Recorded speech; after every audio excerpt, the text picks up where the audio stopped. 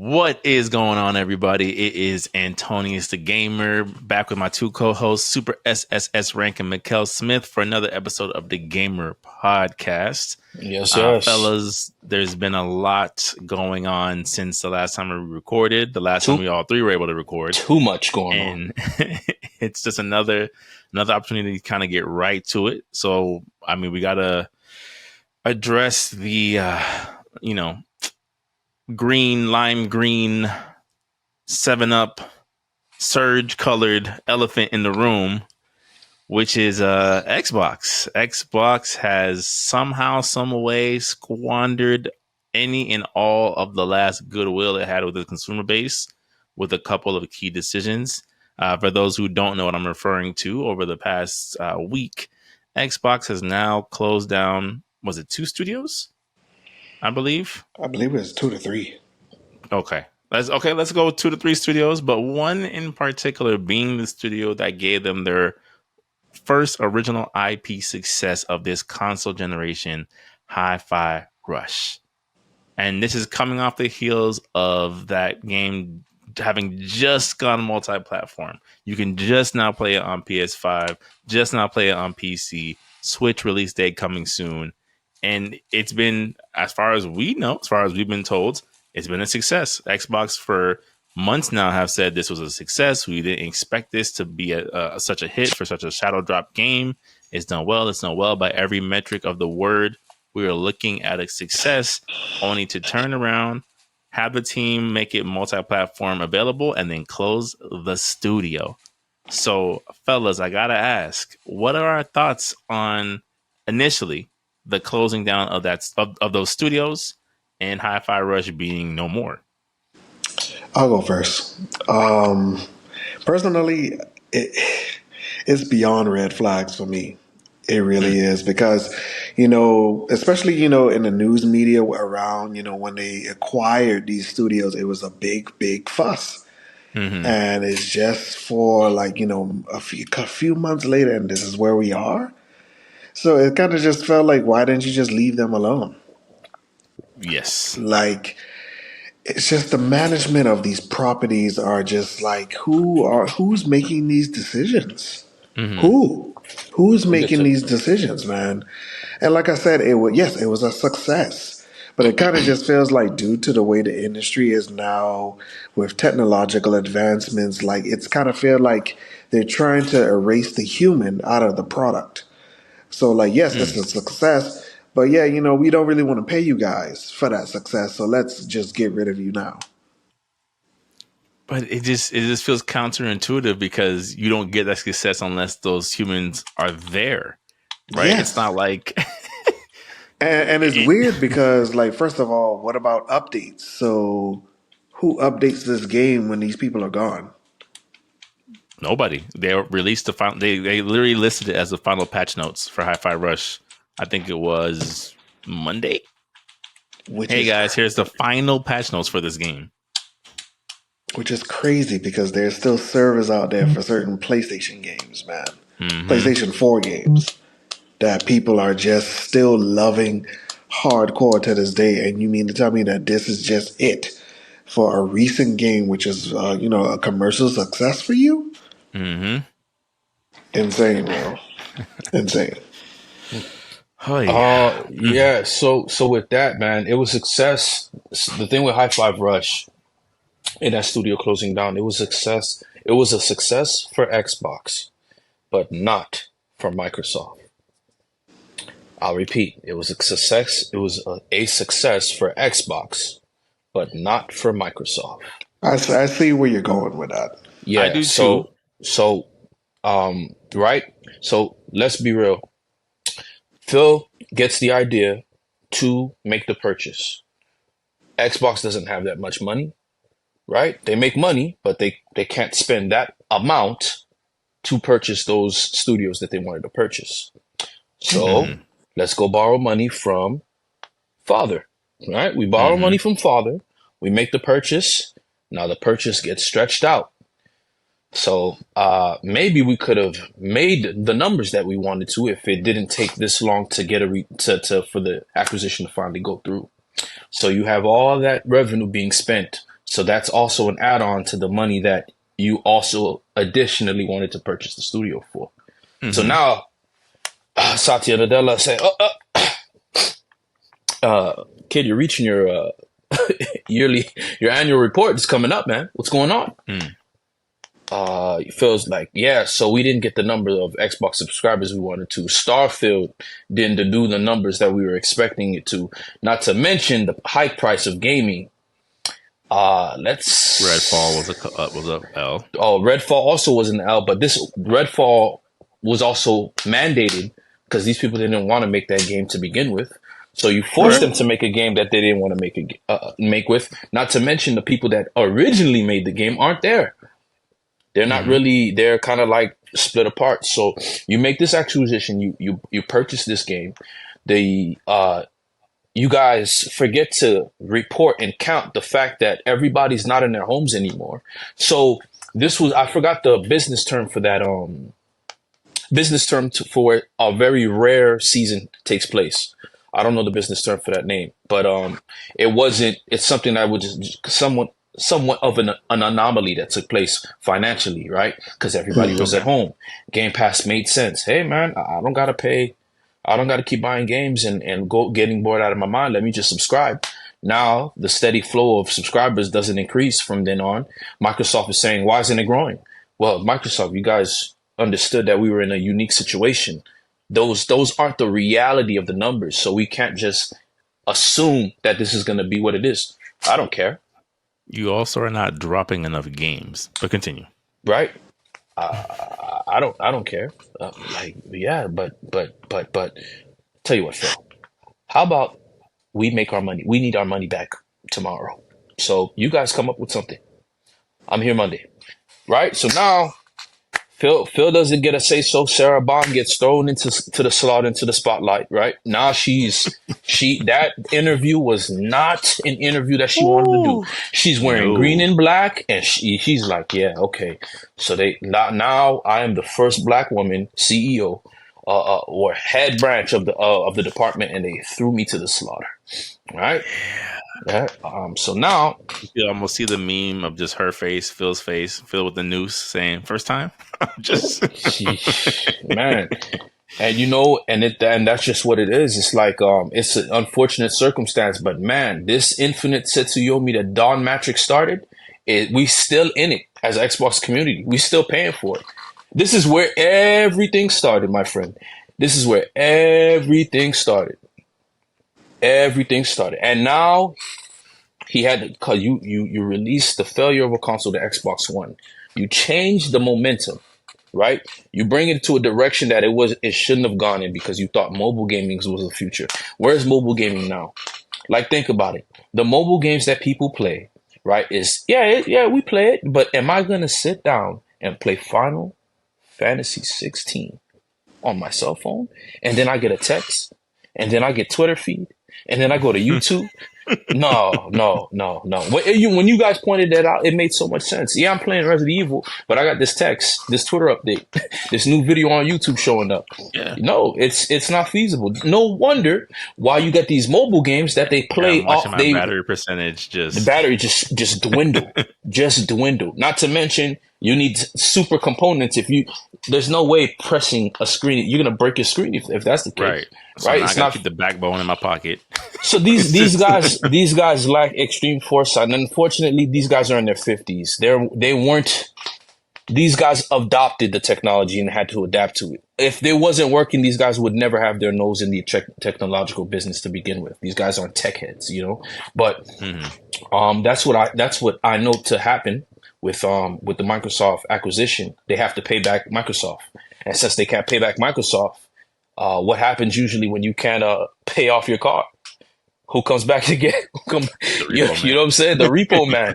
They come get it. So now Microsoft, it might not be, unless Phil does whatever he has to do. Because if it winds up in the hands of Microsoft, you can count it all a loss. It's done.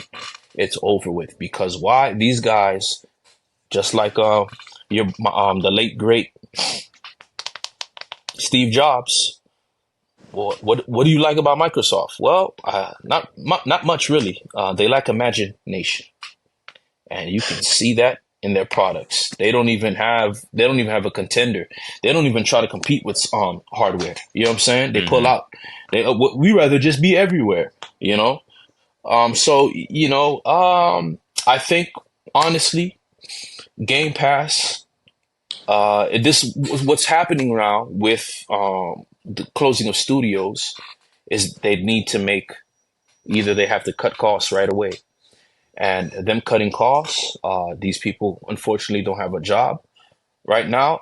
Best case scenario, once they get stabilized again, they contact those same people, but I'm not sure if they're gonna work with them anymore. They don't even tell them like, No. listen, guys, this is temporary. But those people aren't going to work with Microsoft anymore for the way that happened. I promise you, And Nintendo was on the phone. Hey, I heard you guys are in need of employment. Yeah. Notice what you did with Hi-Fi Rush. Think you could come over here? I guarantee you. And then that's a Japanese studio that you guys needed. But to be honest with you, Phil and the Xbox team, they're almost, you can see this at war. If Phil Spencer retires, you'll know that these guys butted heads. And I don't think Satya Nadella has the wisdom or experience, because these guys, they're not as much as they manage great stuff. They're not very good at seeing things for real. They have an idea. I forgot what you call the term of like a pseudo understanding. It's not. Oh well, no kids like it. No, they also, don't. Anthony, it was 3 studios. Three It was studios. for sure. Yeah, Okay. Arcane, Austin, Arcane. Alpha Dog Studios, and Tango Gameworks. I think with Alpha Dog, I think some of them got transferred to another studio, so they got transferred and they got They shifted the people from Roundhouse Games to it. To id. Okay, so that's my whole thing. And I could go on and on and on, but when I look at it, they fired the people to cut costs because they have to pay back that revenue, right? Game Pass subscribers isn't growing. So, not to mention, you're gonna price hike Game Pass. So these are the things, right? So, in order to make the money back right away to pay back Microsoft, Xbox, of course, we gotta cut the costs. So, boom, they got rid of the studios. Matt Booty's the same person that's saying, "Yeah, this game is a success." Da da da. So that's Xbox talking. Microsoft comes in, cut costs, raise prices. We need that money back ASAP. But then here's also a kicker. They also recently opened a new studio called Elsewhere Entertainment, which is supposed to be narrative-based and genre-defying AAA games. Mm-hmm. So it's kind of like... So to help them re-up from their Activision acquisition. And here's the thing. Those games they're not going to invest in the games that are experimental anymore, right? That's insane because that's the game. That's exactly what they need. And to be honest with you, I think Phil's going to retire. I think he's going to retire, not because of his not because of the pressure of the fans, but because of internal conflict. I guarantee you guys, the Xbox people are not happy with the Microsoft folk. And I'm sure they're not, but I'm glad you brought up Phil because it is time we brought him out to the firing squad. Enough is enough now. Mm-hmm. He has had more than enough time. Like I was saying before we started recording, I get it that a lot of these decisions might have been made without your okay, without your approval. You might have woken up to the same email that the internet's woke up to. But if that's the case, then in the famous words of Jocelyn Hernandez, why are you here? Why are you here? Okay. So you're not. I'm tired of this whole. Well, Phil, he's the everyman. He tries to relate to us. He comes out to us. He's not just a corporate bigwig. He's 10 toes on the ground, ready to speak up for the behalf of the gaming community. It's like, bro, all I'm saying, I get it. You have to do damage control, right? You got to. Now at this second console cycle, it's like the first console cycle, I get it. You're doing damage control. And yes, some of that's going to still spill over into this current console cycle. I get it that you weren't able to hit the full reset button. But at a certain point, again, your presence has to be felt somehow, some way. And it can't just be every time an apology is required. And that's all I've seen as outside looking in. Anytime Xbox needs to apologize on the behalf of Microsoft, here comes Phil. Yeah, guys, it's been rough. Redfall was rough. It was rough. Okay. Since you're the outside looking in, I could give you a different perspective. Sure. Why I am not as gun ho as for taking out Phil Spencer. It is literally Zorro having to take the CP9, not the CP9, but what's his name, Kuma air bubble, because hey, he just happened to be the one that was standing on his feet. Phil Spencer came into chaos, the chaos of Don Matrick. This is Chernobyl. You know what I'm saying? How much can he do? Right? He's limited on resources. He doesn't have enough soldiers to walk the line, and every soldier he's coming out now. They say, listen, now his idea was to finally build a wall. This wall that he built was the Xbox, not Series X, not Series X, but the Xbox One X that came out. That was a soft reboot for the Xbox One X, and it succeeded. So that feat alone was why people was like, yo, his vision is working. Second feat that he did, he actually got Game Pass to come off the ground. Game Pass to actually be stable. Third feat, third accomplishment. That's why his contribution, now we're seeing, because now he has to fight a burning house, a house that's burning down, prevent it from burning down completely, right? Because now he has to deal with the heat. He has to deal with the heat of the competition. He has to deal with the heat internally. He has to deal with the heat with the aftermath of the games that aren't producing. Halo's not your seller anymore. What is going on? Now I have to find a way to simultaneously restructure our video game era. What's going on? They had to get rid of Bonnie Ross because she made 3 L's from the Halo series, right? 3 L's in a row. They had to get rid of her. They gave her time. They say, yo, listen, this isn't working. Now Halo's in the best place it's ever been. So now he has to run around and make wonders happen. So it's just, that's why for me, I'm almost like, man, no matter what film, no matter what reality stone you used, you would have been, this is literally ReZero situation if you guys watch the anime, man, because it's like, my goodness. But to me, it still doesn't. The reason why I get it, like I get the fact that yes, he had to come in to basically try to pull it up by the embers. But to me, it's a reflection of you, and by you I mean of Phil, because I get it, right? It's a situation where even if you're Kevin Feige in his prime, you can't single-handedly pull the MCU by yourself, right? You just can't. Same thing with him and Xbox. However, you should be able to put pieces in place of like, okay, now that I've gotten this support being back up, now I can have like-minded people start to help me extinguish these fires. Okay. Every time something happens, it seems like it's Phil against the world. Listen, and I'm like, that to me, it's a trickle-down effect at certain point. Phil tried to get the game off the ground from Platinum Games. What was it called? That got canceled. A Platinum Games game because Hideki Kamiya decided to pull resources and use those. He used the time that he was supposed to make spending that game. I forgot the game. Oh my gosh. But it was a big fuss when the game got canceled, man. Let's see. I think what we're also seeing here is the fact that, especially the way how the world is working now with all these transfers with streaming services and just anything that is like subscription based. We're seeing the instability of it all. That, Jory, you've made this point plenty of times. It's like these numbers that people are expecting is not realistic. People they're not, they just want more and more, but they're not really understanding the economic times. And what you're seeing the parent company just absorb everything. They're absorbing the people, creativity, and even the overall product. And that is a very self-destructive Scalebound. Yeah. Oh, that dragon game. The Scalebound. So what happened? I'm gonna get back. I'm gonna let you take it away, Tim. But was with Scalebound, it got canceled, and that was all due because the studio we hired, Xbox hired. They didn't deliver. So he had a back and forth with Hideki Kamiya, and then mind you, they were working on Platinum Games were working on the Ninja Turtles game, Flatline. They were also working on Near Automata. So they focused all their resources on Near Automata. Remember, they were responsible for the Avatar game. Mm-hmm. I remember. Flatline. Mm-hmm. Flatline. Then what's that Square Enix game they was working on? Hey. Babylon Falls? Yeah, we forgot about it. Yeah. Platinum Games, everybody, ladies and gentlemen.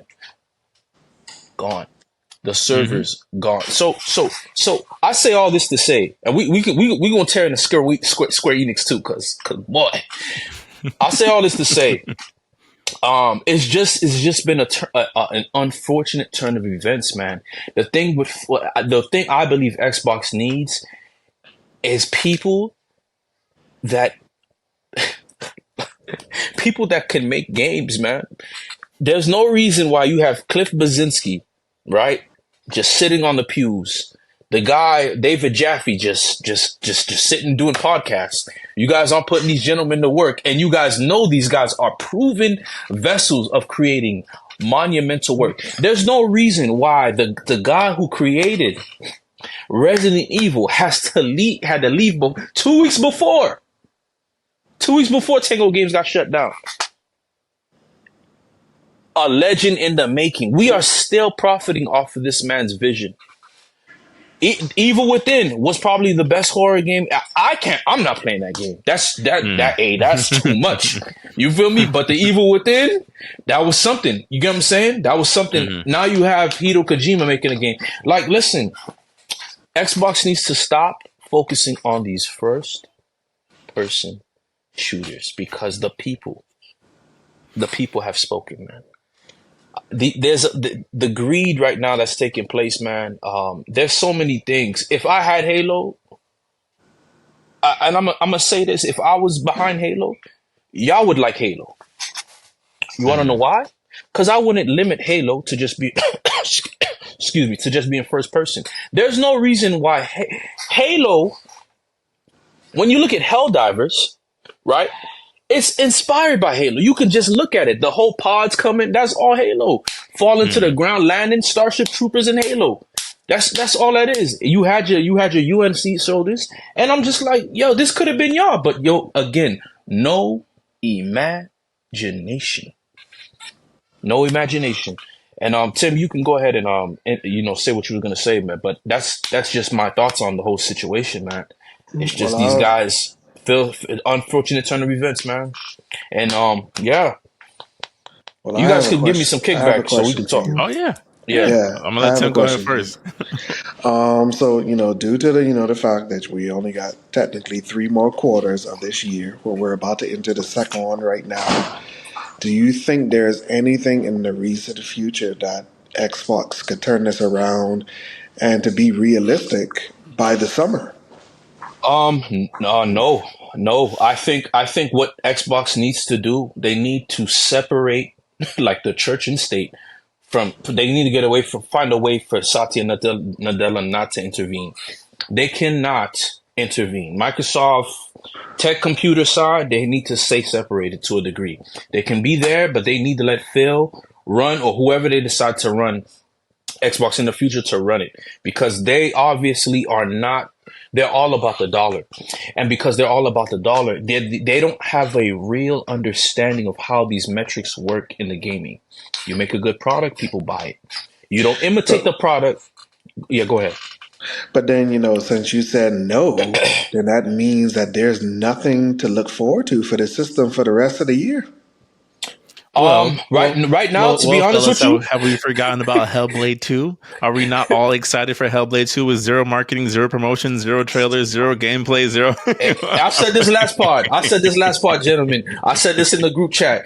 I said PlayStation and Xbox, they're done. They are done. They're focusing on next year. You don't want to see Hellblade 2? Number one, that game is not for me. I don't want to play as a schizophrenic Scandinavian woman. I'm sorry. I'm just not. And what is the world? The world doesn't. I'm not going to fight memories. I'm not going to be You fighting want no to see how shadow. it shakes up the genre and really pushes the Xbox current gen forward? You know, this is going to be our, what's that game called? The Order 1978. That's our order, kid. That's our order. I'm just looking at it. I said, this is the order all over again. That game will be 30 minutes long. 30 minutes long, kid. Right? It is at $50. It's already leaked. It's $50, I believe. But I'll say this: like, I think both Sony and Xbox are they're kind of slowly sliding out of. They said in the report. Sony said, "Yeah, listen, don't expect any major games. That's why we're doing all these remakes, and you're gonna buy No, it." they did, but the thing is like where Sony has kind of escaped the bullet. It's like as soon as they do something stupid, Xbox somehow trips over its own shoelaces and gets right in front of that stupid train. Guys, a kingdom divided against itself shall not stand. That's all that is. That's all that is. I also feel like PlayStation has a lot of good indie support. Because I say this all the time, that's another bro. thing. That's I another say thing. this all the time. Every time I log on the store, I just see like rows and rows. Like, bro, what is all this stuff? And where does it come from? That's another thing. Xbox's AA market, indie market leaves a lot to be desired. And that would make Game Pass more superb. Of course. But hey, listen. I've made my peace throughout the week. I've even got the funeral clothing for the Xbox. And I'm waiting after this summer to see what happens. I'm gonna at least see their next console, and then from then I'll make my decision. But to be honest with you, I do feel that these gaming companies are being the loss of creativity is actually a lot deeper because the level of people want a Fortnite, but then understand, like, listen, that's an anomaly. Don't look to that as a standard. It's not real. And Fortnite, one day, people are just going to be like, I don't care about this. That's why Fortnite has driving in it now.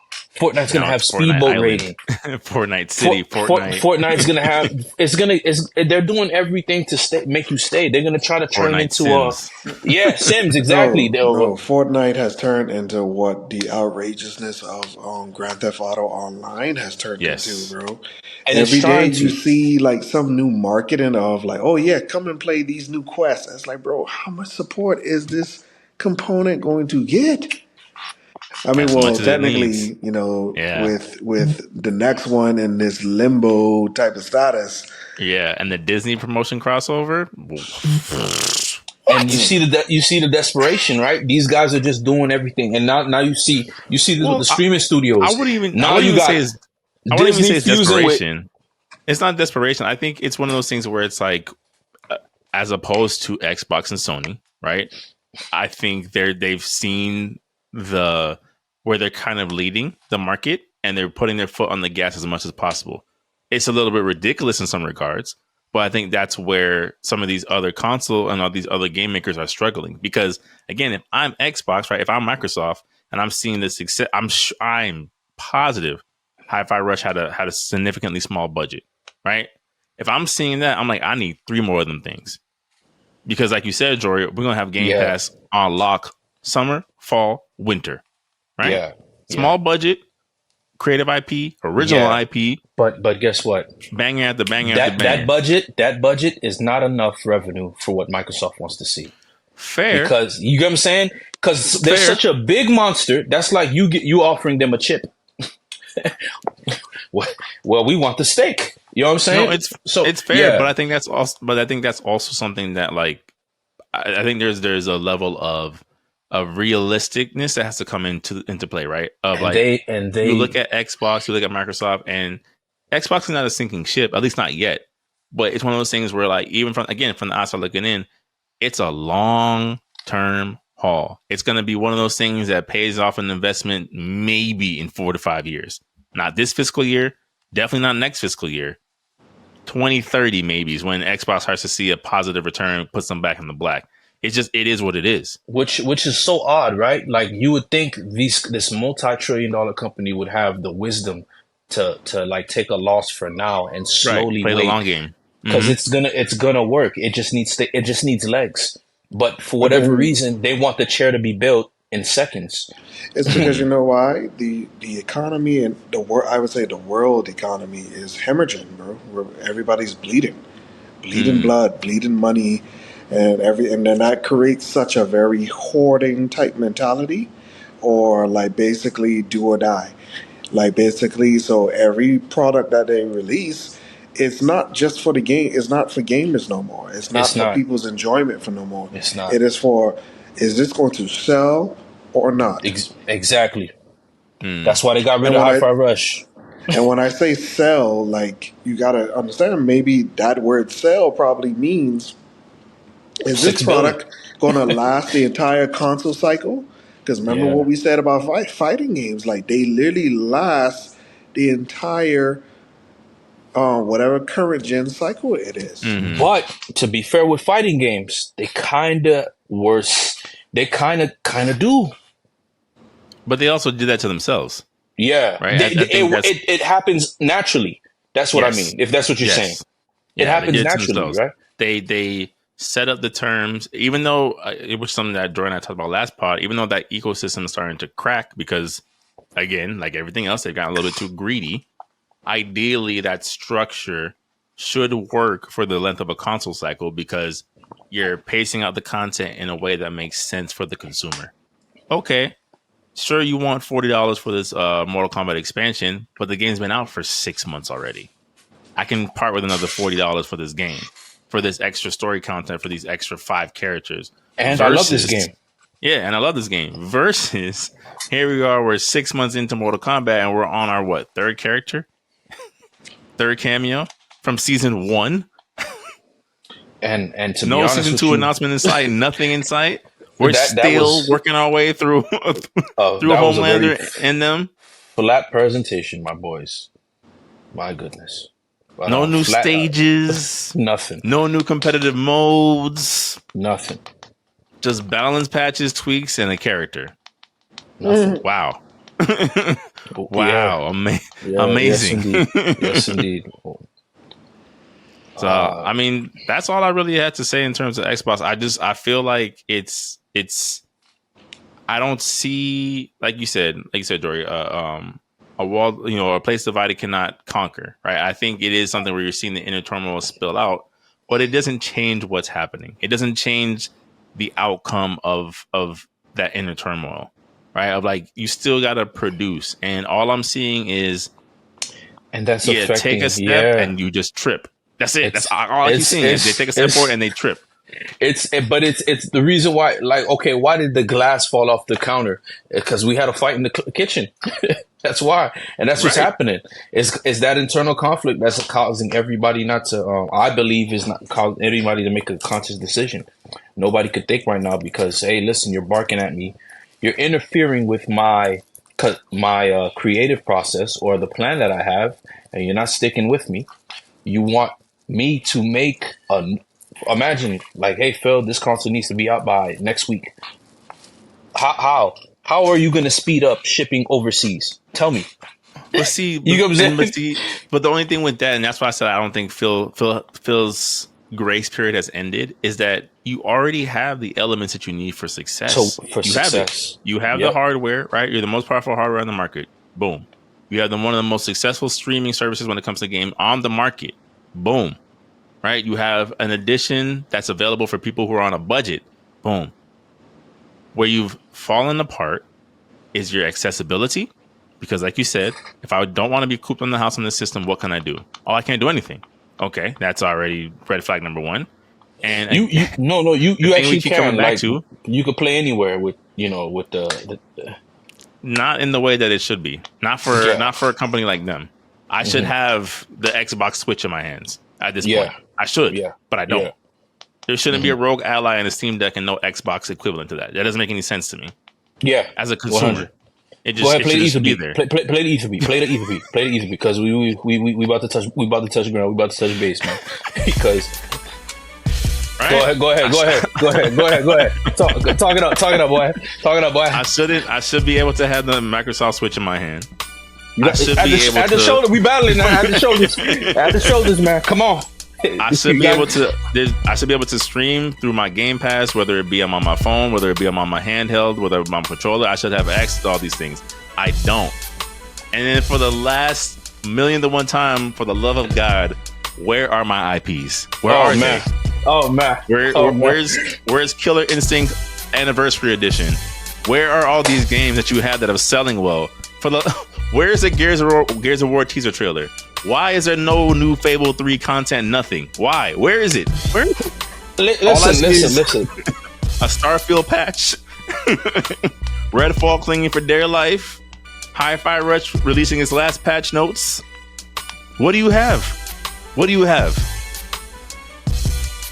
Listen. A glorified Blu-ray player with a wonderful home screen layout. Okay, you going in. You going in.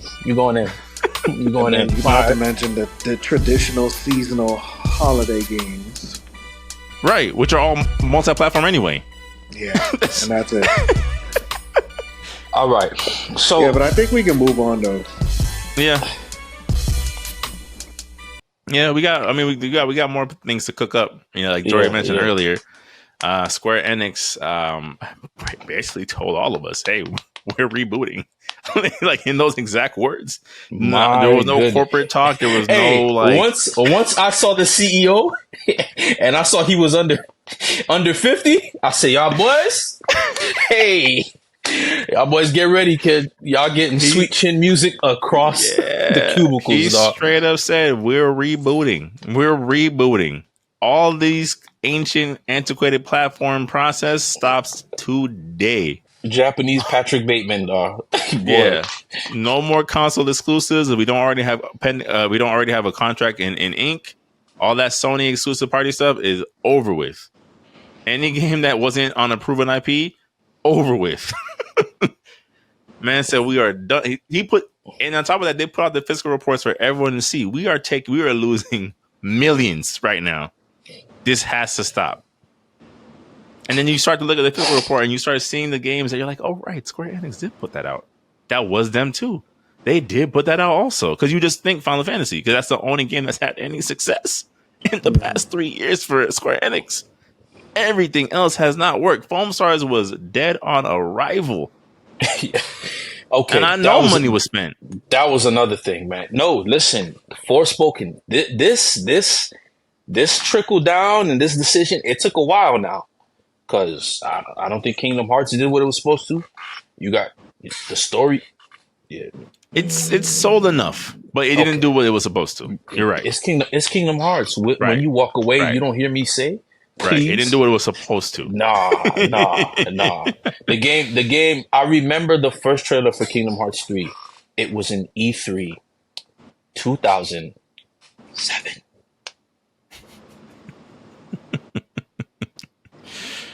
Yeah, and then it'd be another 5 to 6 years before we got a different trailer. And what was that? That was them playing Super Chess on a board. No gameplay. Oh no, there was gameplay. There was Sora running from that horde of Heartless. And so it's been a whole downhill revenue. For example, you had what you dropped. You had the failure of Star Ocean. Nobody even realized that game came out.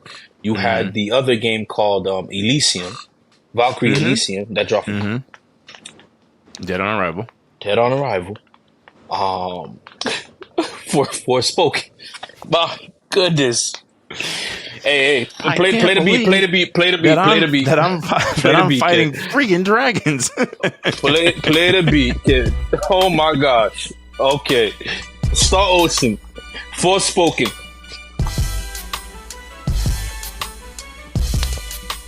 Final Fantasy 16. What are you doing? What are you? Are you a JRPG or an action game? I can't use elements for attack? Oh, no. The same weapon? The same weapon. Wait. So I'm a tailed beast with Final Fantasy graphics. That should be a plus. I'm reading this as the board members. I said, yo, this is a perfect formula. But guess what? No elemental damage. Do I walk around with a party? Nah, man. You the one man tin can. Oh my god. Hey, I'm losing my mind. All right. So now you have that. What else? What else game they dropped? They dropped all these games simultaneously. Foam Stars. Who greenlit that? Sony. That was a Sony idea. Which to be honest, it made little sense of like, why would y'all pick Square Enix to do this? I don't get it. Why? It's like, when in their track record have you seen them do party games well? Don't you think the team that made Ratchet and Clank would have more for success? Who's coaching these guys? Could you imagine Ratchet and Clank's attempt to make Foam Stars? It would have been on another level. I wouldn't. I mean, I'd see the Insomniac as the creative director, but when it comes to party games, I think Media Molecule would have did a much better job. Because the same Media Molecule that did the original first two Little Big Planets, like to this day, that has still been one of the best party system games Sony has ever developed. Yeah. Okay. Yeah. No. 100%. 100%. Yeah, I'm with that. But it's with Square Enix, man. It's been a whole Star Ocean. Star Ocean doesn't even scratch people not even talking about it. That's y'all Final Fantasy. That's y'all low key Final Fantasy. I feel also with Star Ocean, I do feel like since due to this weird economy, like in terms of promotion for things, man, I think that is also impacting people's awareness of these properties and the overall life, I would say, because it's kind of giving the message to like gamers. Well, if you're not really promoting it, that means you are telling me that you don't even have that much faith in this product. That's true. So why should I buy it? Because, bro, I remember back in the Sonic Adventure 2 eras, bro, with Sega and stuff like that, Star Ocean, like, media was everywhere.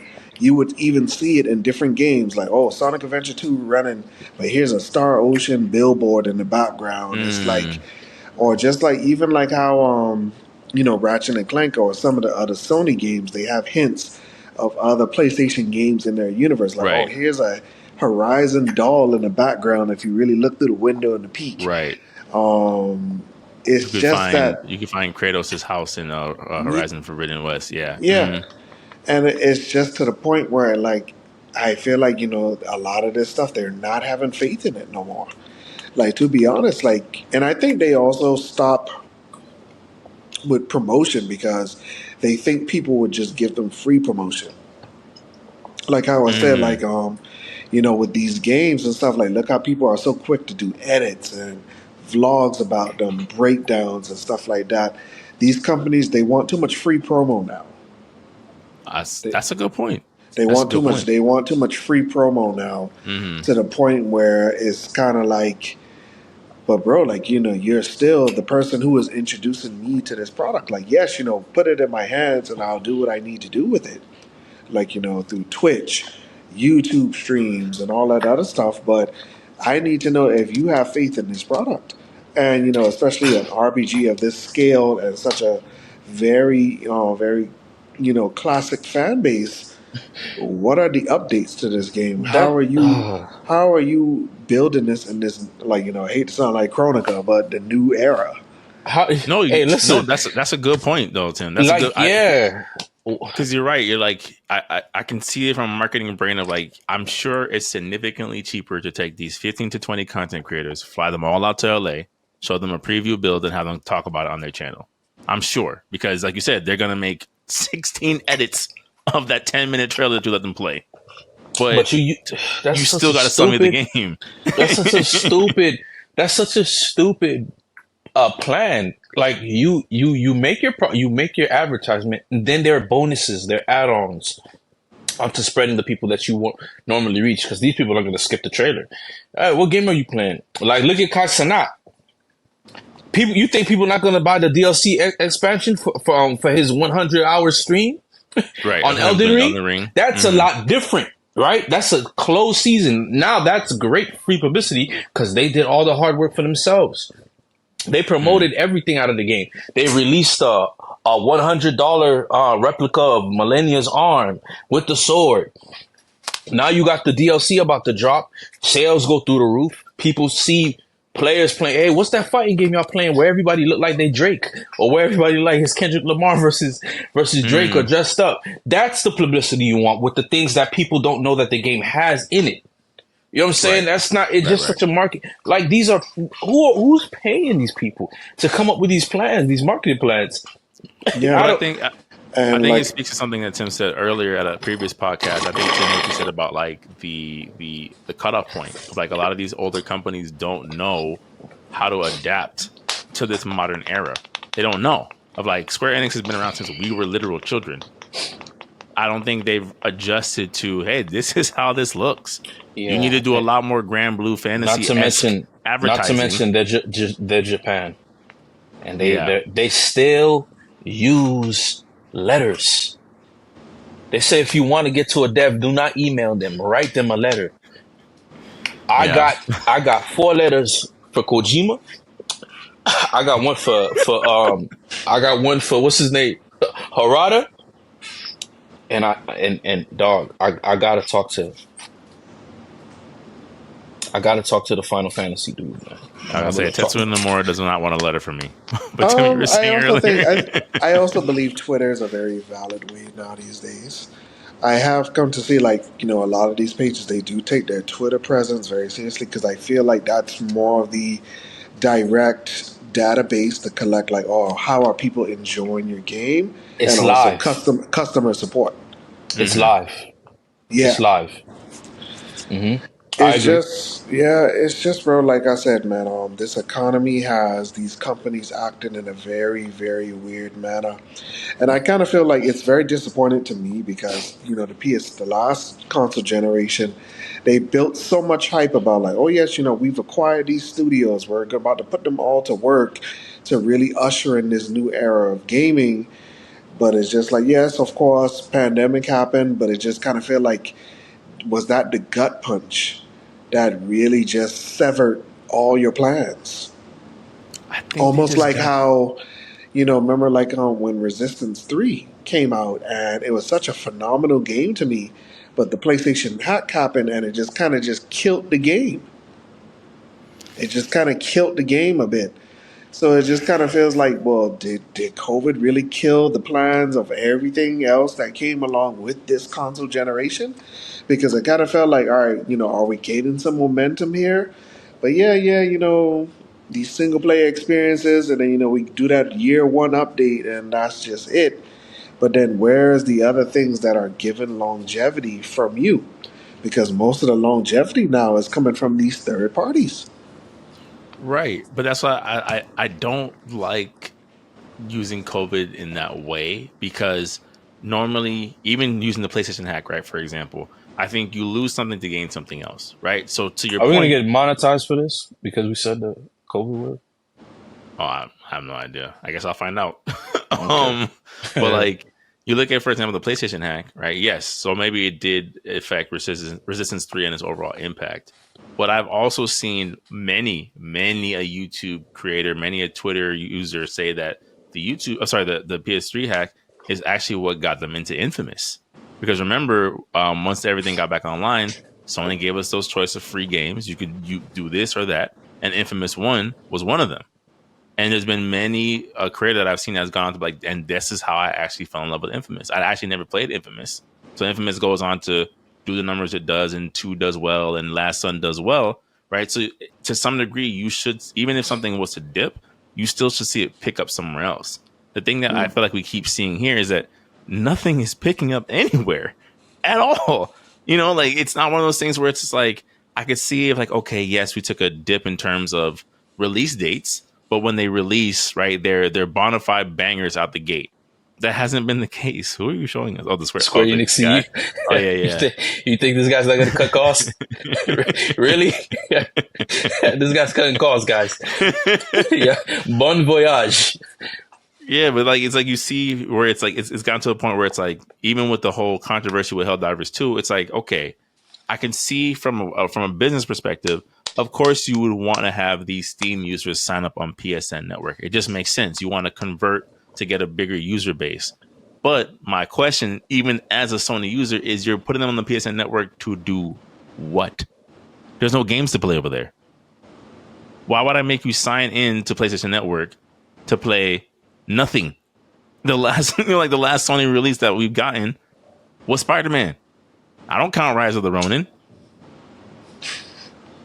You know what I'm saying? Like that's what I'm saying. It's like it's COVID to me doesn't look as a good enough excuse because I feel like we just keep watching these companies take a 40-yard dash into a dead end of like, why did you even do this if you weren't going to do anything with it?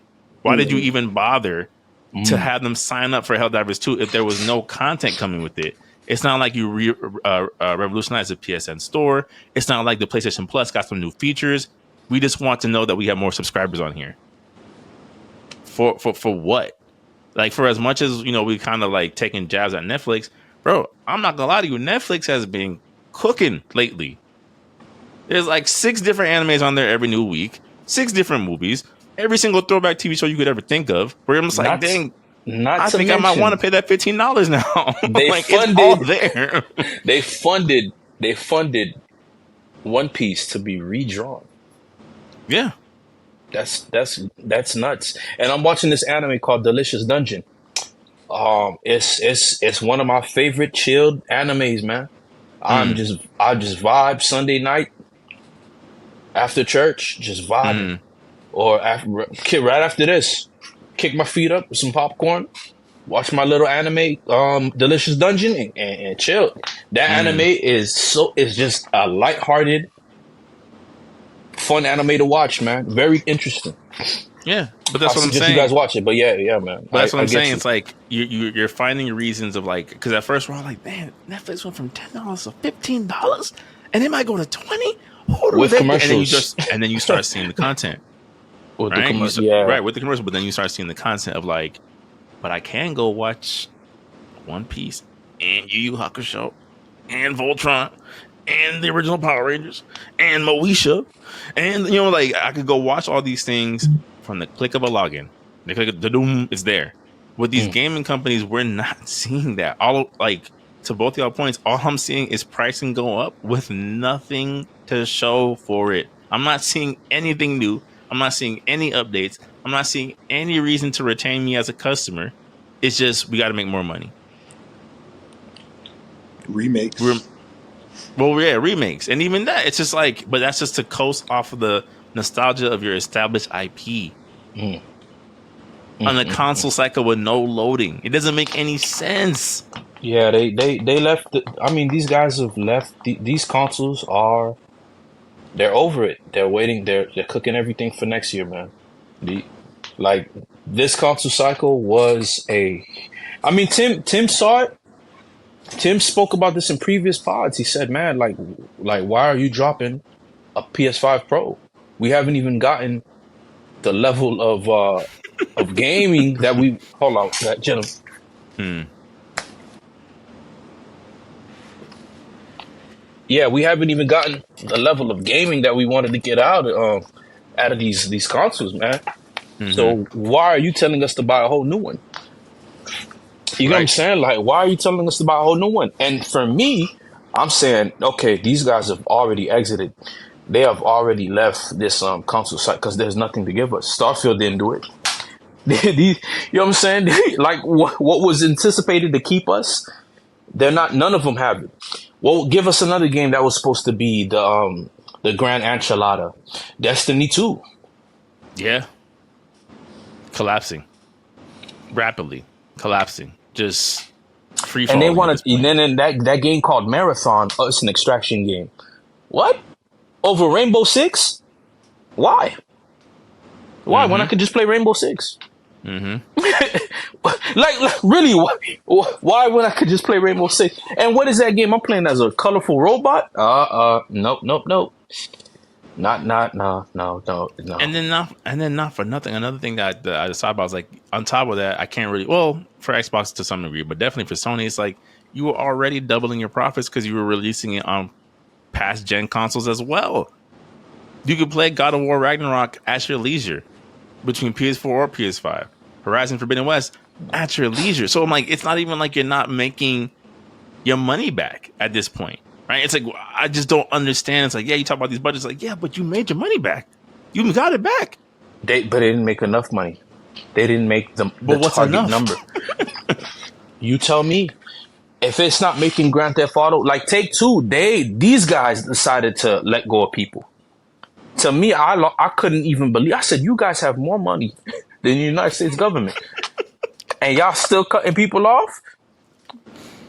And then to me now, it's just unreal. These guys are so removed from these investors, these shareholders are so removed from the reality of things that they don't even understand numbers anymore. You know what I'm saying? They don't understand their market anymore. Because their whole focus is in how do I get more people to be into what I'm into. But like, yo, you have to understand. You have to go back to formula.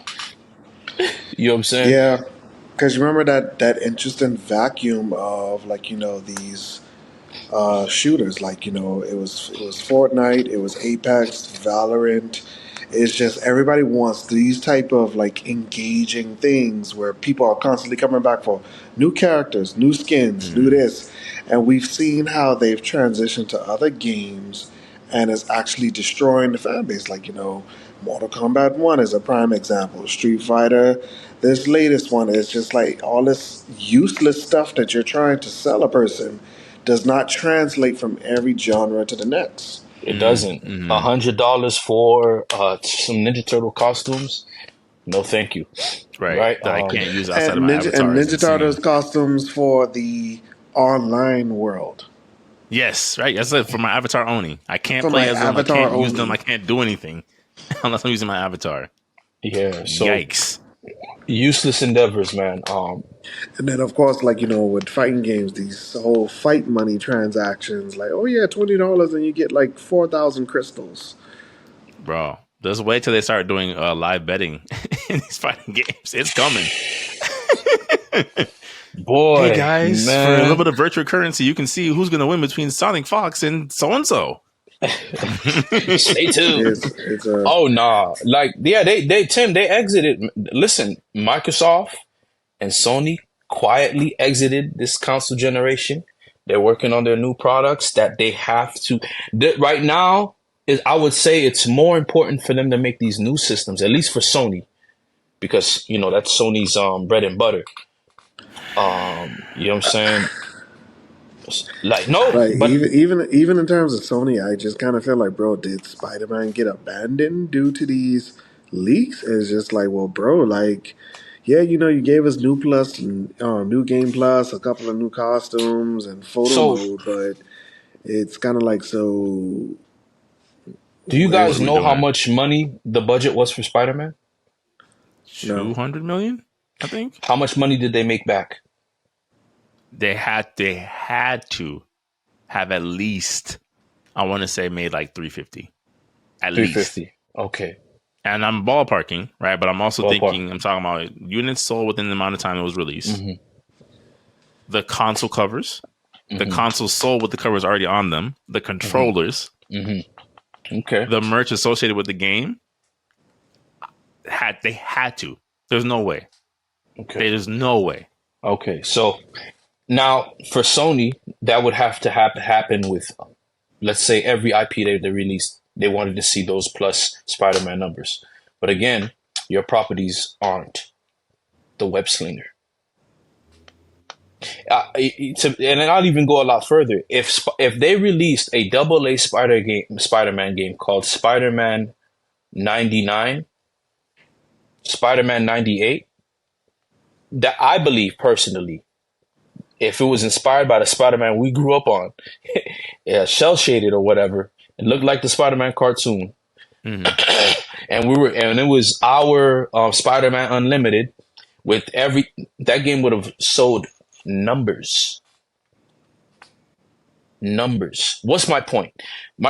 Everybody right now wants their primary, at least for Sony, wants their primary games. I'm pretty sure every company wants their flagship games to make more than expected, more than spent. They want to spend 250 million and they want 500 million back.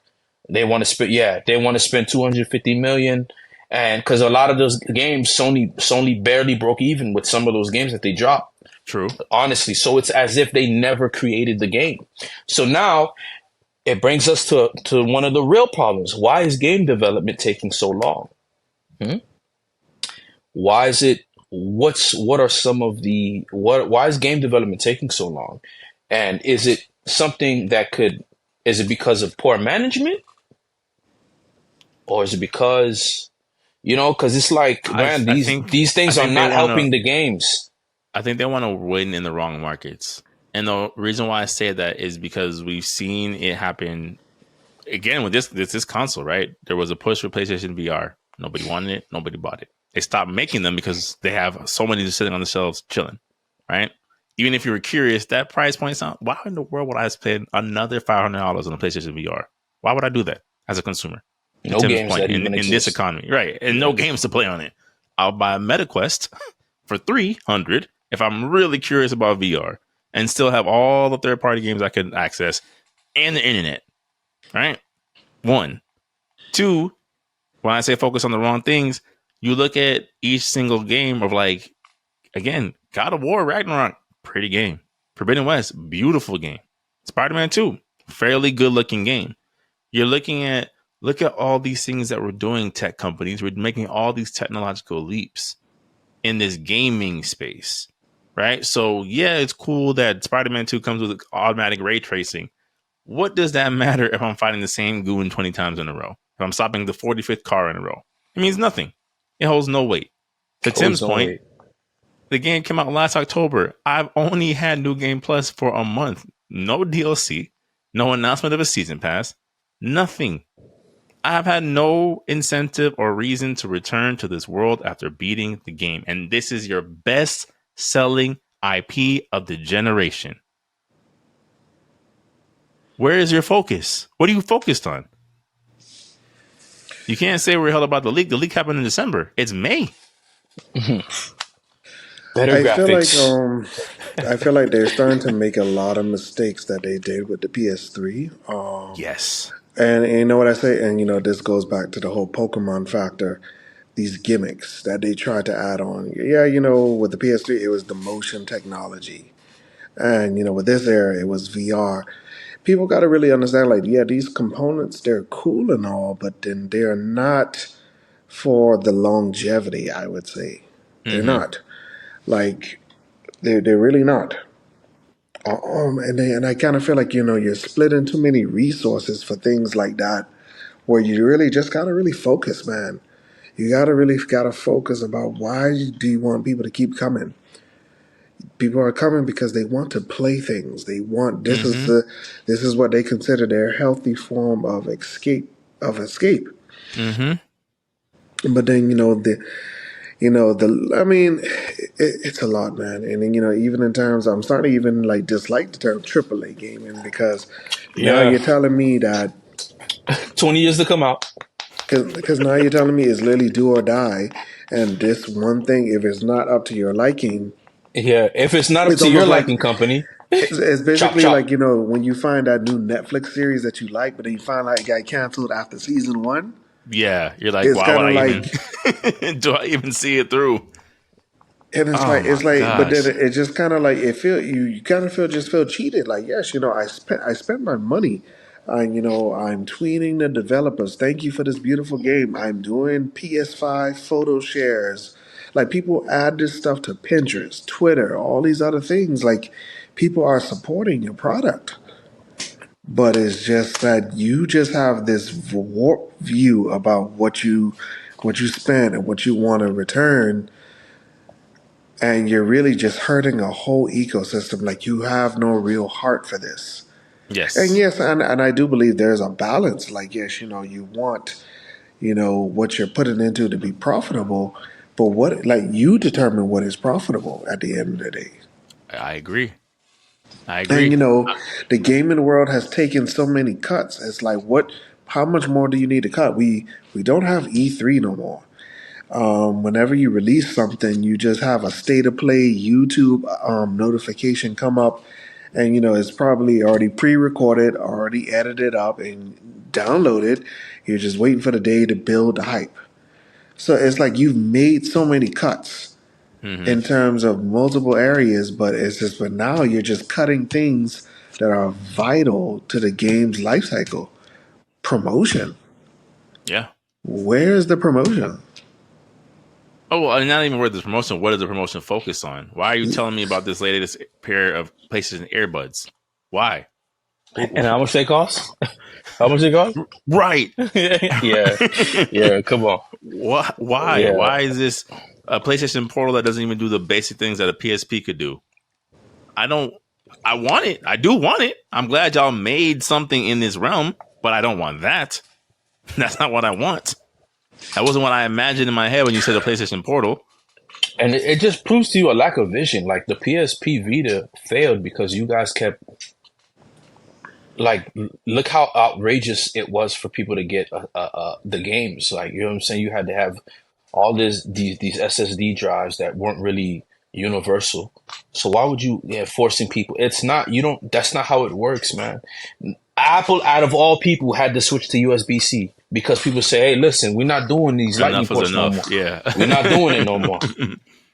We're not doing it anymore. So they're over there on USB 3.0 and we have a 2.0 lightning yeah, cable. like enough. said, not blast. I can charge my phone in 5 minutes. You know what I'm saying? Europeans isn't having it, man. Yes, the Speedwagon Foundation tearing y'all up, man. So I'm saying, like now, man. I mean, it's just, it's so benign, man. Like what? Yeah. The? Fellas, do you have any closing statements about the state of these companies, these publishers, these studios? Anything that you want to kind of round up these topics on? I mean, my heart breaks out for the people that are creative, but at the same time, it's revealing to you. It's revealing to everyone. Maybe we don't want to be a AAA game studio. Maybe we would just want to make games. Maybe we don't care to make games for consoles. We probably just gonna go PC and get our numbers there because that's a community that's like, hey man, all is welcome. You an indie game? No problem. You a super R-rated game? No problem. We got our crowds, man. And there's nobody to govern, nobody to tell you, hey, listen, you can't play this game over here, or you can't create this style of game, or y'all make what y'all want to make. Look at Larian. Larian Studio had free creative control over Baldur's Gate, and they've made their money back. Now other games are like, yo, why can't we be the next Baldur's Gate? Well, you don't have Baldur's Gate's pillars. You don't have their values. It's just not gonna work. You guys are a company. You guys know how important visions are, and to stay within the vision, your vision does not support that level of creativity. So therefore, you won't get that level of success. There's so much money you can throw at things for it to be created. That's just not how it works, man. You know what I'm saying? Those are my closing statements. I'm glad the power is going back to the creatives, man. Because to be honest with you, that Metal Gear Solid remake. People now are like, do I really want this? I mean, y'all barely did anything. You know what I'm saying? Like, that's because if y'all want to take over, if y'all want to look how to do a remake, Final Fantasy, Resident Evil. This is the best financial year Capcom has been in a long time. Bandai Namco them boys are doing flips at the success of Tekken. Tekken is selling more units every month. I'm happy for Tekken. I'm happy for that team. Of course, they got minor hiccups that, but these hiccups, to be honest with you, by the end of this year, ladies and gentlemen, we're gonna get ourselves a complete Tekken game. You know what I'm saying? And then, and then that's the plus side of having games now being so intertwined. At least it's not a one and done. Hey, this is what it is. Right. There's time to redeem, and I think fighting games deserve that. Out of all, the gaming medias. But yeah, man, that's my thoughts, man. Okay, it's heartbreaking. What about you, Tim? Well, bro, I mean, adult life is really hidden, man. So it's really just showing me, like, do I really want to invest in this anymore? Mm, So that's what it's teaching me. There's still some pinnacle things, pinnacle games that I still just enjoy, but it's really teaching me that I am no longer in a rush because you are showing me that this product is just is hollow to you, mm, hollow to you, but you want it to be this financial success, and it's like basically if you're not going to care for it, why should I care for it? Why hmm. should I get my hopes up? Like, Why should I true, true. invest? Like you got to be realistic with you now. Like almost like probably over the life cycle, probably like maybe like $300 to $500 into this. Like why would I invest more into you? Good point. Good And point. Yeah, luckily, Stellar Blade gaming is gaming proven. now gaming now has increased so much that it is literally now a very adult life investment from games, merchandise, all these other components that add together. It is an investment. I can't just say, "Oh yeah, I want this just because" anymore. No, Yeah, no. we got to think of You it. gotta, $70. That yeah, $70 that's a phone bill, yeah. light bill, cable bill, Right. and A good now night out these with some friends with a good meal and conversation, making memories. gas. Yeah, man. I mean, I understand Tim 100%, but I Yeah. think there's a renaissance taking place because now these new studios that are like, for example, Stellar Blade. Props to them. They're making the games that they want to make. You Hmm. know, Unashamedly, for unashamedly. You feel me? yeah, And then, I'm all for creative of expression. You feel me? To a yeah, degree. To a degree. yeah. My But closing thoughts on it, I would say, is that I just kind of feel it's you look at a time like this where we made mention a lot of times about the economic state of the world, right, and especially our country. And one thing that I've always, I was never really a big history buff growing up. Like it's just something where I'm like, history's conducted and directed by whoever won in that particular time period, right? Whoever had access to writing tools gets to kind of tell their version of the story, right? And that's how history, yeah, right. That's how history gets played out. But you look at times of like the Great Depression, right, and recessions and things like that, and the one thing that has remained constant, right, even in COVID, is entertainment, right? The entertainment fields have never suffered. If anything, they take off during those times because, to Tim's point, you're looking to decompress, you're looking for ways to de-stress. Troy, you said it yourself. After this, I'm gonna go watch a happy day in the life anime, right, just to kind of get my mind off my day. To have that, the key to that in your hands and to fumble it this way so many times, to me is just mind boggling. You are literally holding the key to the gold mine and you keep dropping it, no, but spitting on it, it's scuffing a it, good thing. It's a good thing, though. kicking it It's a down the good mine thing. shaft. It's a good thing, man. It's a good thing because these guys, they're so fragile themselves. When it doesn't work and it ends bad, they abandon it completely, and But that's somebody not else. good because we take the Yeah, brunt of it, right? we do. Because We do. even if it's, to your point, Joy, like even if it's something where it's like, okay, maybe they've kind of silently brushed their hands clean, they want to reboot with the PS6 or the Xbox Z or whatever it's called. Where does that leave us as a consumer? Like Tim said it like 3 podcasts ago. I have a Yeah, $500 machine that just sits here and plays movies for me. A 500. video Yeah, game that's console. crazy. Yeah, and And here I am and playing Under Night Rebirth for the 45th time because I have nothing else to look forward to. Nothing's coming out. that's true. The consumer That's gets true. hit. Yeah, Because yeah, that's now, true. when you launch the PS6 and it costs $700, I'm going to tell you, no, no. Oh, Why? no. Here's what we're gonna do. No, we gonna. Hey, y'all boys, this is the answer. This is the solution. This is what we're gonna do. I'll tell you right there, right now. Hey, look, let me get my notes right quick, y'all boys. Ah, y'all with me? Yeah. Hold up. I'm getting the markers right here. Oh yeah, we're not gonna. We're just gonna write this one. Right?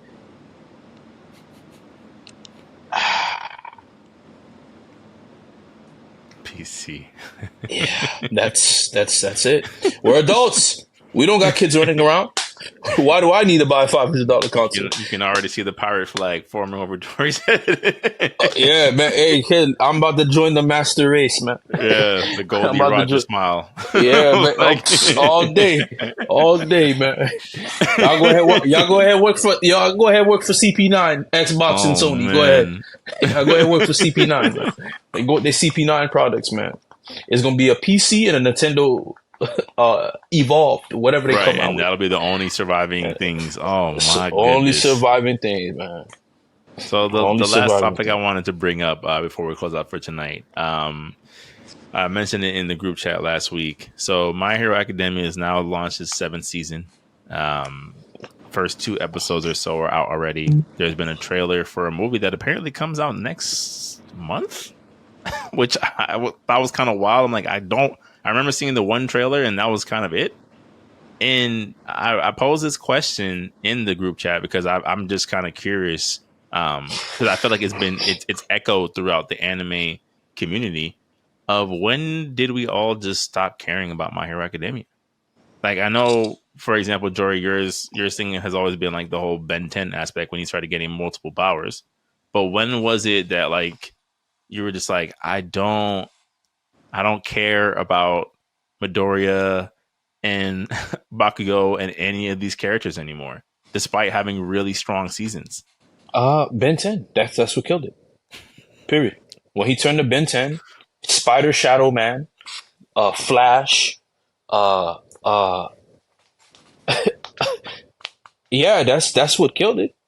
When he turned into Swiss Army man, like that's what killed it for me. I was like, you know what? I don't care about this anymore.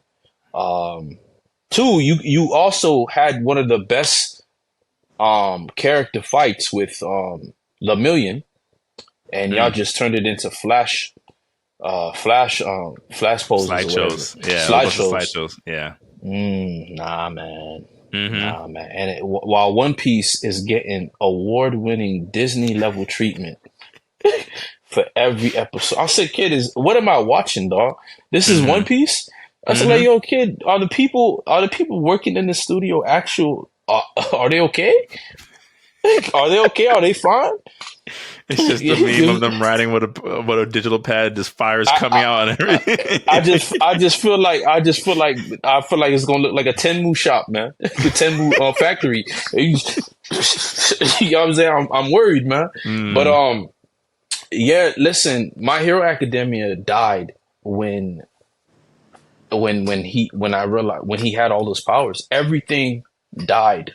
Everything it just flatlined for me because I'm like, why do you need Spider-Man abilities? Why do you need you know what I'm saying? What else powers does he have? You know, that's gonna show up at random. It's just it was just like y'all couldn't give that Spider-Man power to the tape guy and make him useful. Like you got all these interesting ideas, and now you Naruto'd it. These are not the lessons you want to take from your forefathers, man. They weren't good. You know what I'm saying? Like Yusuke's final transformation is not good. It's not good. It's not good. It's not good. The fact that Bleach certain seasons and choices that they did not make sense, right? Yeah. So you know, we've all said it. For as excited as we are for the 1,000-Year Blood War arc, we're not excited from a story wise. Jujutsu Kaisen. What are the powers? What's the power scaling? What are we talking about here, man? How is Gojo stronger than Goku? How are these comparisons coming up? You know what I'm saying? Like if Kakashi decided to teach one class in Jujutsu Kaisen, them boys is gone. All of them dead.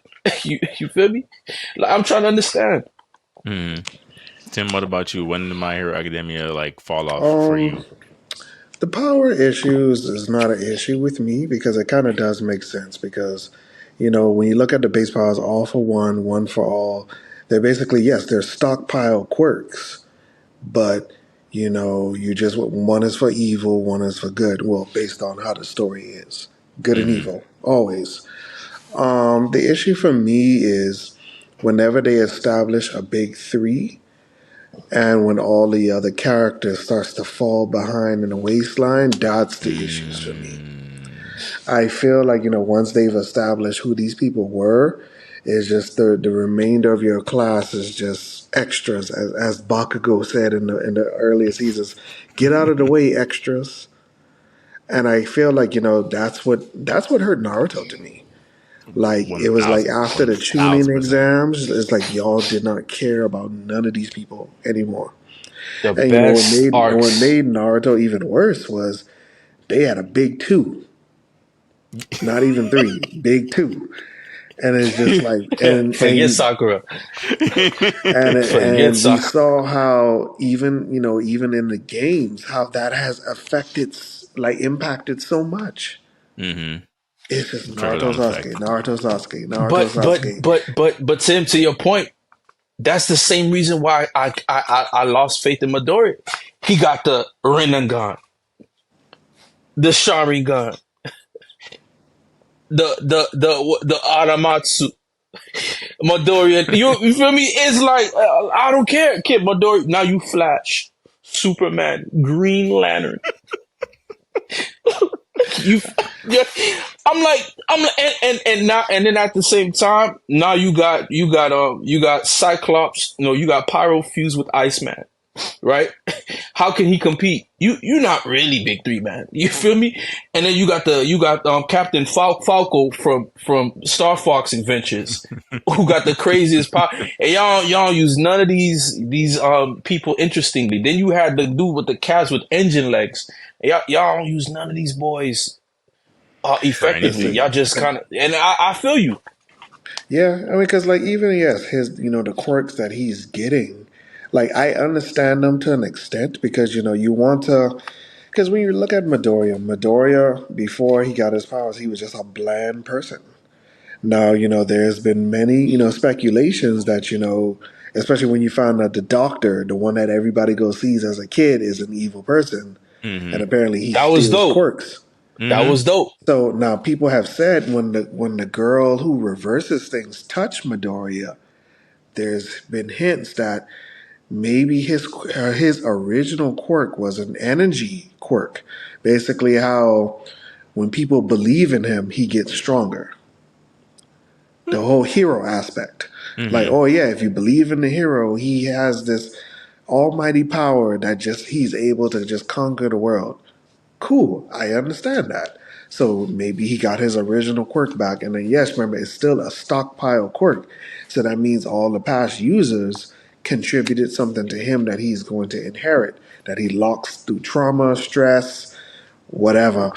Now I do feel like yes, some of them are a bit wonky. I Very. get that. I Very. do.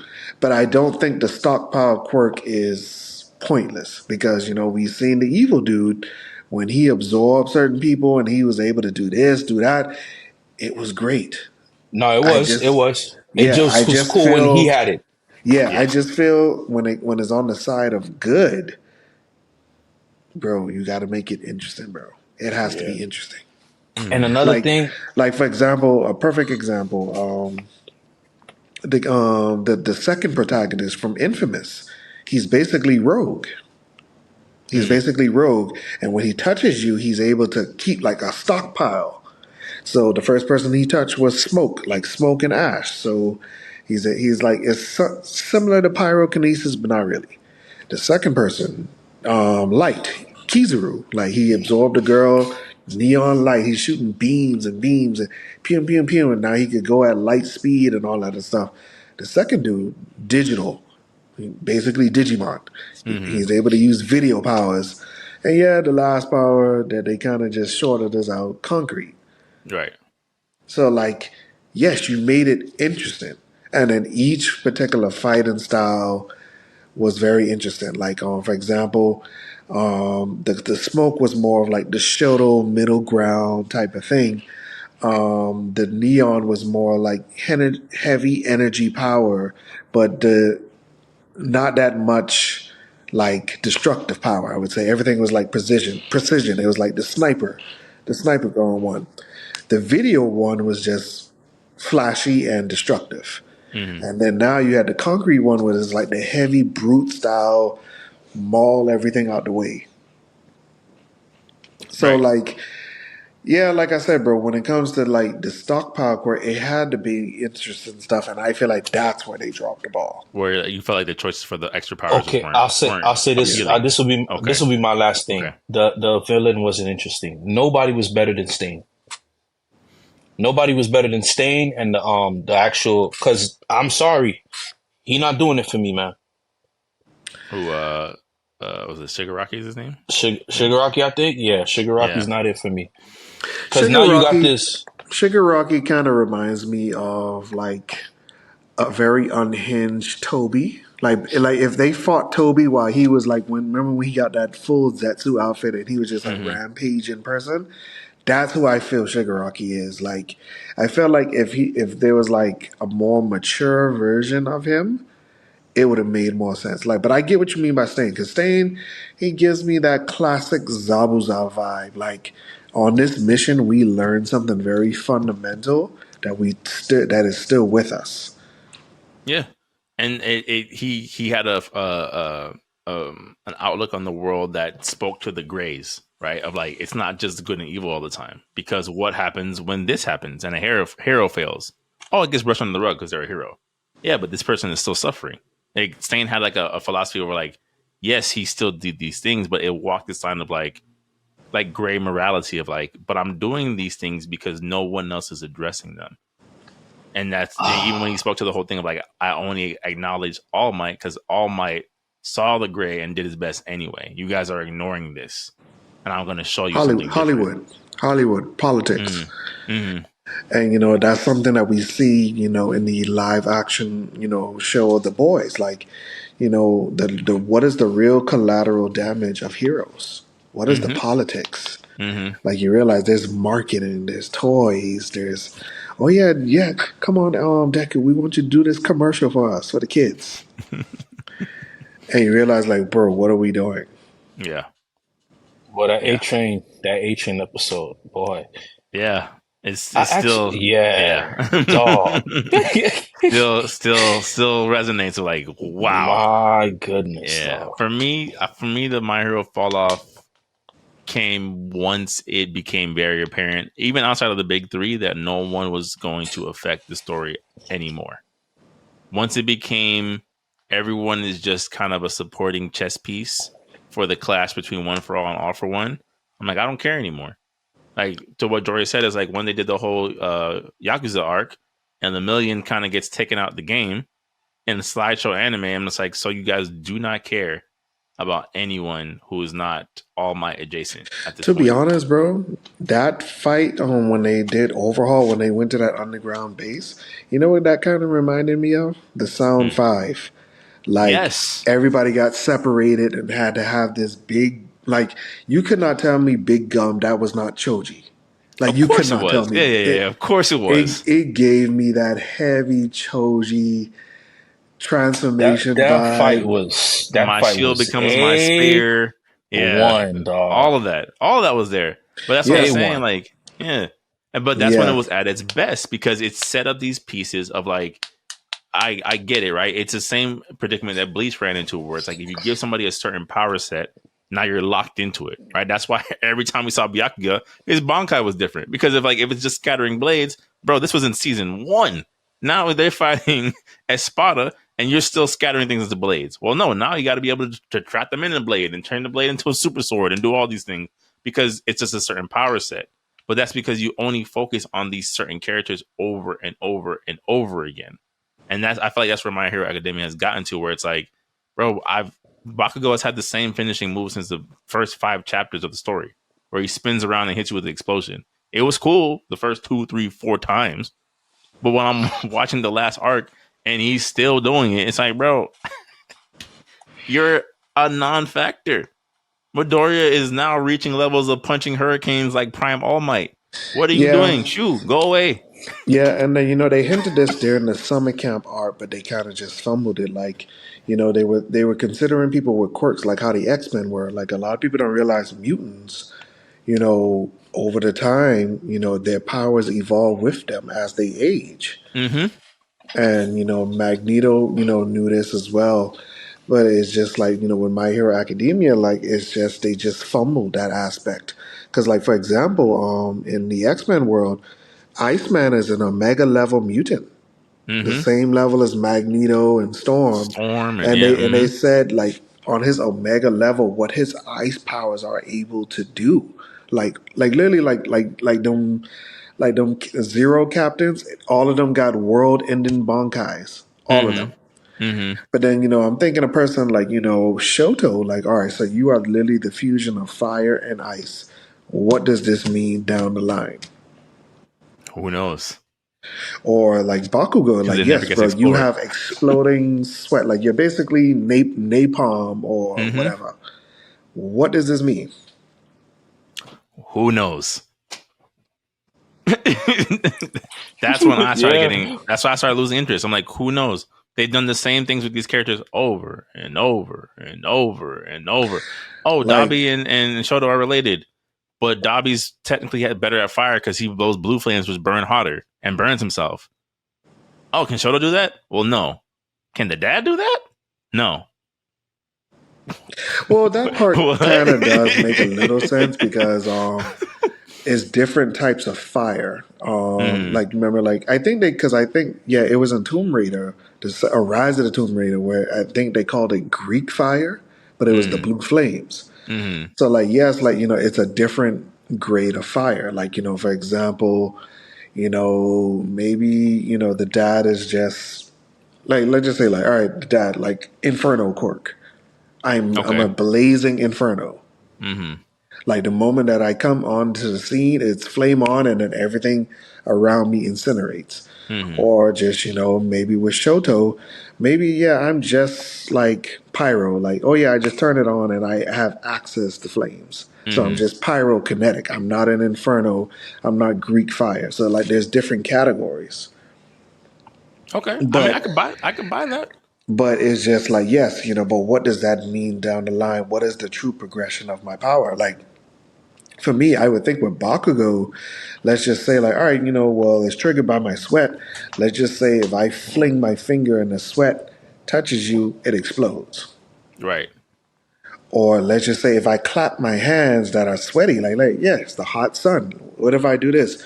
Like, like the gamma quake, like, oh, Bakugo Mm, splat. right. What does all Right. of this mean?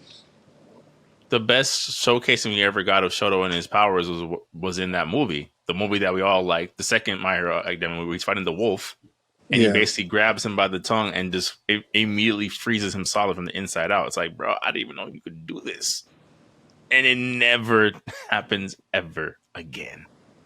No exploration, no in-depth control. Again, it's one of those things where it's like the other characters just became it became the Goku syndrome, essentially, of like everything is just kind of to support this one character. And like And Jory said, he is not that interesting. So by default, I just care less and Yeah. less and And, less. but I do feel like, the one thing that really does contribute to the fall of these things, it is the big three factor. Or Mm, once you main character syndrome, like once you mm-hmm, really start focusing on that, everything else like just kind of just falls to the wayside, man. And it's very discouraging. mm-hmm. It really is. so wild, man. Rurouni Kenshin did not have this problem in the manga at all. But that's, I think, because they were smart about it, and they never expanded the cast to a point where it didn't make sense anymore. That's a problem with a lot of these modern stories. Is like you got to have favorites, and then favorites within those favorites, right? So one of the things that My Hero always struggled with is like, okay, you have Class 1A, which that's like 12 characters right there, and then you're like, oh, but here's Class 1B. What? 24 aspiring heroes? And then you brought in the three elite classmen. Yes. And then they're Yes. nowhere to be found. And that arc was fire. With the air dude, Air Bison. Well, how Yeah, you it caught was. everybody there, yes, but it just lost all its momentum. Everything was working for it. Everything was working in its favor. But I think, yeah, See, Tim, in your point, for me personally, Shigaraki wasn't interesting enough. Because the best villains for me was Stain, and man, what's the Yakuza guy name? Overhaul. Overload. And I thought, I'm like, man, Overhaul. Overhaul. And I kind of wish the movie villain was an arc villain now, because I didn't know it was gonna get this bad. 9 made sense, right? When when they went to go steal Overhaul, I was like, yo, what's about to happen? These two, how is this gonna go down? They're building up a villain league. Is he gonna do a Legion of Doom? You know? Mm-hmm. Nope. Yeah. Nope. Great idea. Thanks for the bullets. Good luck in life. Yeah. What? And I'm like, Justice League would never do this. And then for me, I'm like, man, y'all had Justice League Unlimited to take this from, and Justice League and Batman Beyond. Y'all turned Batman Beyond into an anime or anything with y'all creativity. Y'all just y'all have a perfect formula. Yeah. But, you know. Yeah, I think that's what it is. I think at a certain point they just started introducing things that they couldn't maintain. Like even with what's the question? Do you think the Japanese work ethic ruins the possibility of correcting some of these easy correctable mistakes? I don't, because in theory it's because when it works we don't notice it, right? Like I always go back to that example that when Toriyama said the whole thing about Cell, right? Everyone talks about like the shortcomings of, you know, the fact that Cell jumped through his transformations very quickly, right, in comparison to how long he spent in his first form. And it's like, yeah, we find out later on that was by the advice of his editor. The editor actually didn't like second form Cell, so he's like, nah, you got to hurry up. We need whatever is next. But on the flip side, this is also the same editor that was like, yo, I know you want to make 19 and 20. 17 and 18, but a fat robot and an old man robot are not going to work. Change it. And without him, we don't get 17 and 18. You know what I'm saying? So it's like, it's hard to say the work ethic, because again, when it's working, we don't even notice, right? We're just like, man, got you. Oh, fire. This concept is amazing. It's only when it doesn't work, we're like, oh man, we got... Who's doing quality control over there? Who's you know, like Naruto and them fillers after the Sasuke and Naruto fight. That funeral filler. Oh my! The guy who was obsessed with funerals, the Sora, who was a Buddhist monk and had the what tail beast he had in him? That reindeer tail beast in him. The nine tail, the nine tails fragment or whatever it was. Oh, fam. Yeah. That's what I'm saying. It's like it's hard to say, because again, you don't know where the fall off is, right? Like even in my most recent kind of rewatching here and there of Yu Yu Hakusho, you know, you start to find out that the last arc was so bad because that was when the author started getting sick. So he's just like flying through these concepts. And you're just like, why is this doing? This is so stupid, right? And you just find out like here's the things that were taking place behind the scenes. So it's crazy. Is that aspect as well, but it's like at a certain point, you gotta pull the rein back somewhere. It has to be. Yusuke gonna look alike. Yeah, you know what I'm saying? Like you gotta at some point you gotta be like, okay, we are going way off course. Here. And that's what I was gonna say is like even with this season where they have like the American version of All Might, Stars and Stripes, I'm like, bro, this is one of the most broken powers I've ever seen in my life. Shigaraki what's her power? Dead. I mean, she basically has the power to bring her imagination to life. Within reason. So she issues a command to her power, and her power responds. So she says, "I can grab Superman. I can grab wind." She's Green Lantern. Remember that dude from Bleach that Kenpachi fought? Like similar to that.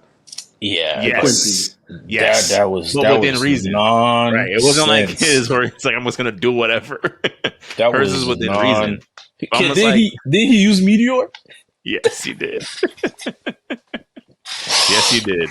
So that's what I'm saying. It's like in this concept, I'm like, how in the world does Shigaraki survive this besides plot armor? It's like, oh no, it's just plot armor. He survives because of plot armor. There's no other reason why he should have lived. I saw the punch and I was like, dog, there's nobody that could survive that. That's a Justice League punch, kid. Like, no, yeah, She formed an avatar version of herself with air. Said, "Thwack, sit down, be humble," like, and then grabbed laser jets, firing, took that as a spear. Said, and he got back up. Said, "All yeah, right, yeah, all right, all yeah. right, All all right, right. So you could take all Sanji's right." leg kicks now to the rib. All right, man. Yeah, Yeah, all right, all all right. right. You got it. I'm done here. Yeah, bro. I mean, plot armor. We saw plenty of that. With the Marine War. Yes. I mean, like Whitebeard had like he basically killed two of the admirals, but like nope, plot armor. Mm-hmm. Oh man, yeah, Shattered that was that Extended's was existence. that Mm-hmm. that was crazy, Yeah. man. Yeah. That was crazy. All So right. you I saying mean, Zoro didn't have plot armor well, when that's been the when Kuma gave him that gift? Nah, come on. not even when he fought Mr. One and he cut through him so hard that the building behind him cut in half, and yet Zoro was still standing. I was like, I'm not gonna hold you. He should have died. It's because And my so goodness, it's gotten to the point of One Piece and plot armor that there's been this long running theory that at some point they actually lost, and Luffy is just like dreaming this in a coma. Like, like the things that the Straw has to survive have surpassed such logic that like no, they lost, and Luffy's just in a if coma they somewhere, did that, now imagining Gear the 5 adventures makes that they went sense. on. Now Gear 5 makes sense. I was like, Yeah. Because they're just like Usopp should have died in Alabasta. Zoro should have died in Yeah, Alabasta. no, Like, yeah, Usopp should have died when he fought that Alabama. groundhog lady. I was like, bro, he should be yeah, dead. He his should skull be dead. cracked. They said Sanji should have died to Inaru when he got hit with lightning, point blank. They should have died, bro. No, you know what got me, dog? We was on the chat, and you showed me the Falcon who took the nuke. He took the nuke. He took the nuke. Nah, bro. Hey, go back and watch it. Nah, I That mean was. I was like, that's hold up. that's explainable because all right, when you really look at time, you don't really consider the fact that all right, well, he could have just already let the bomb go Okay. and flew to a certain distance. Yeah. Okay, I could buy that. Okay. I could buy All that. It's right. like, What about the Native American guy from Scott Piet? To me, he should have been dead too. Of course. That's what I'm saying. Like, there's they should have been about 4 crew members down by the time they reached Water 7 with Frankie. Realistically speaking. So there is plot armor. I just think it's how it's utilized, right? Like with Zoro, they use it as jokes at this point. Like, bro, this man should be dead. He's scarred all over. He should be dead, but he's not. Versus these other shows where it's like, no, in any other circumstance, they would have died, but not this time. It's like, all right, fam. I've already grown up watching Sasuke summon a giant snake with no chakra left, while Dieter blew himself up and leveled the forest 5 feet away from him. And the explanation was, well, thank God Sasuke whipped out the Sharingan, hypnotized Manda, and hid inside his body before all this took place 3 feet away. Oh, how you gonna hypnotize Manda like a Final Fantasy villain That's kid? what I'm saying, bro. Like, what? He did what? I mean, well, the Sharingan works on tail beast, so of course a regular Nah, summoning. Yeah, but Tim, it was you just need again, Madara levels, Toby it was levels. it was the proximity for me. Dieter was No, but at right that time there. he already had the three. He already had the 3 prong, bro. So you Okay. can't. This man's out of chakra, can't do curse seal level 2, but managed to summon a giant snake, hypnotize said snake, and hop in the snake before Dieter blew himself up with no chakra left. Plot armor. It's okay. It happens. It's fine.